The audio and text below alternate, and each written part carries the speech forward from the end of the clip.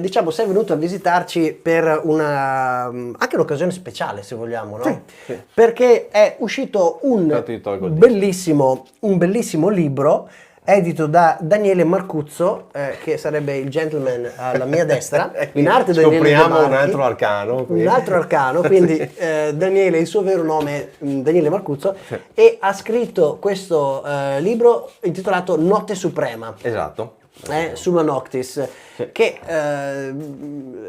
io ho cominciato a leggerlo ma non sono riuscito ancora a finirlo perché è appena uscito, Sì, è sì, fresco fresco. 2 settimane. 2 settimane, Sì, esatto.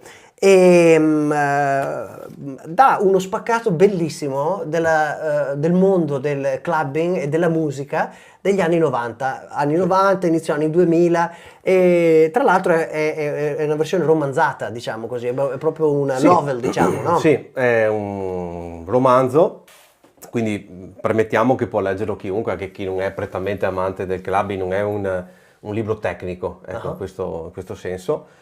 E avevo questa esigenza di mettere su carta, diciamo, tutte le mie esperienze accumulate negli anni.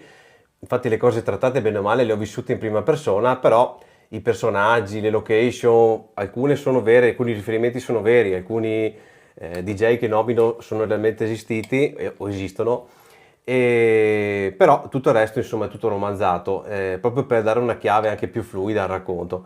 E racconta in realtà diciamo il periodo che io ho vissuto maggiormente appunto del clubbing, che è quello che mi ha fatto innamorare poi dell'arte del DJ, che è negli anni 90. Io negli anni 90 avevo 15-16 anni, a metà anni 90, e da lì è partita la magia insomma che mi ha coinvolto. E infatti racconta in particolare una notte del 95. Tu mi dirai perché il 95? Devo ancora capirlo in realtà nel libro. Sì, no, non è che non è che spoilerano niente, però per un quindicenne, un sedicenne che come me, che all'epoca appunto era il 95, c'erano tanti input musicali e stasera li racconteremo anche. C'erano 2 gruppi fondamentalmente, li hai vissuti anche te, c'erano quelli della techno o della progressive e c'erano quelli dell'house. Sì, perché al no? tempo non la chiamavamo techno, No. cioè era chiamata progressive, e Sì. la techno per certi versi era anche ironica la cosa, perché era un po' quella musica che adesso chiamano techno, però era di oltre confine, era quella Sì. che si viveva principalmente in clubs in Germania, per esempio in Belgio, Olanda, in tanto Belgio. anche. Sì. Che era per molti versi anche molto più dura, Sì. no, era più Cupa. Sì, legata anche al mondo con molte influenze di hardcore, ritmi Sì, molto più sì.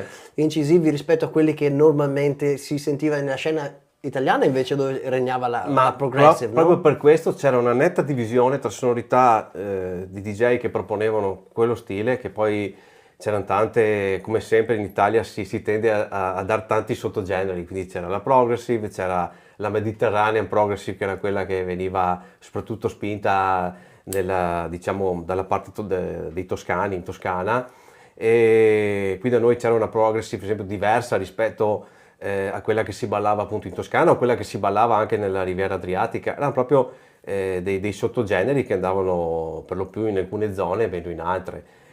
Proprio perché l'importanza anche dei DJ resident, no? che la proponevano, e la figura del DJ resident è protagonista anche del mio libro, insomma. E quindi io metto la copertina intanto in visione, se volete farvi uno screenshot e andare a trovarla. Condividiamo anche il link ad Amazon se voleste ordinarvi una copia. Anche più di una, perché no? O anche più di una. Se volete, ci stiamo avvicinando a stagioni festive, queste sono sempre, ecco, belle idee, ecco, belle idee regalo. Se siete curiosi, volentieri. Esatto.